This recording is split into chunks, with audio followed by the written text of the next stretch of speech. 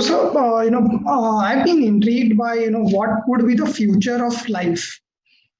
Considering technology that has now come into our lives, earlier we used to live with each other. COVID again in terms of economies, it has hit the world economies, and but at the same time, people have realized that life is precious, right? And nature has really limited resources.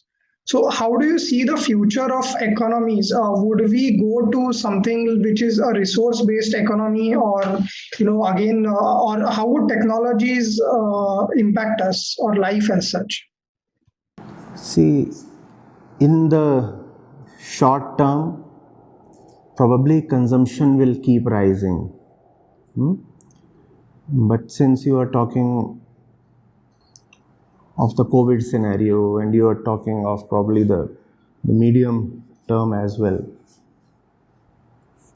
the bigger picture is that the earth just cannot sustain the kind of consumption we are exhibiting. So, how do I look at the future? Well, mankind will be forced to reduce its population. You cannot continue to be 8 billion, 10 billion, 12 billion, and then say, well, in the natural course of things, we are anyway going to stabilize at 12 billion. Even 8 billion is just too much, just too much. It is too much by many times. 12 billion is unthinkable. And you're talking of 12 billion when all these 12 billion aspire to have a per capita consumption similar to that of the United States. So what are we looking at? We are looking at a scenario where nations have the population of an India and the per capita consumption of a US. Now multiply these two and what do you get? Utter tragedy, right?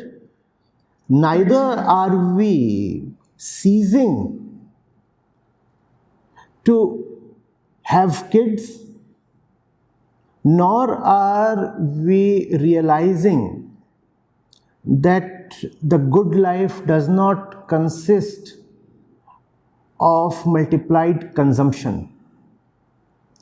That's how the world is living. That's how even the development of countries is being indexed. No? People in which country consume how much? And you use that, you take that, and then put stuff in descending order and say, well, this country is the most advanced. Because it produces this much stuff. That stuff could be nuclear fissile material, or that stuff could be coal and iron and electricity and electronics, right? But nevertheless, you know only one way to measure development, which is production and consumption. And when it comes to production, you are not merely producing goods, you are producing babies too at an alarming rate. I mean, alarming is a gross understatement. It's a very, very lightweight word. So, I mean, what is COVID? Your population really has expanded so much. We are talking of vaccines. In the popular conversation around COVID, we talk of how governments have failed, we talk of vaccines, we talk of WHO, we talk of China, we talk of the particular Wuhan lab. But no one talks of the fundamental underlying reason. Why did man have to come in contact with that virus at all? We came in contact with that virus because we have expanded our population so much that we have to enter the jungles. We need land for every new baby that is born. And how do you get that land? You get that land only by clearing away jungles. And our greed knows no sense So we fight with each other, and nations want to have an upper hand over their neighbor. So what do you want to do? You want to have gain of function research, which for namesake is for medical purposes, but a lot of it is actually for military purposes. Even if for just the sake of defense, still the purpose is military. You need to fight with the other because you want resources. And tomorrow, when even water will be in shortage, why will you not fight with the other? And when you fight with the other, then you don't hold back your punches, or do you? Then you will fight with the other using everything that you have. As they say, all is fair when you are.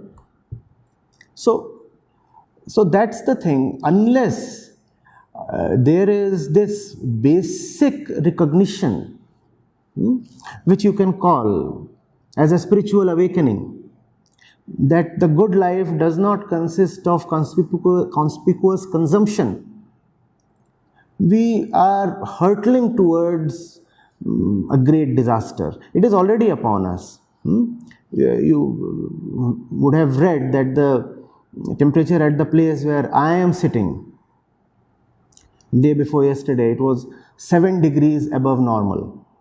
Now, is that normal statistical fluctuation? Obviously, it is not. It is climate crisis. And we are going to see much more of this every passing month.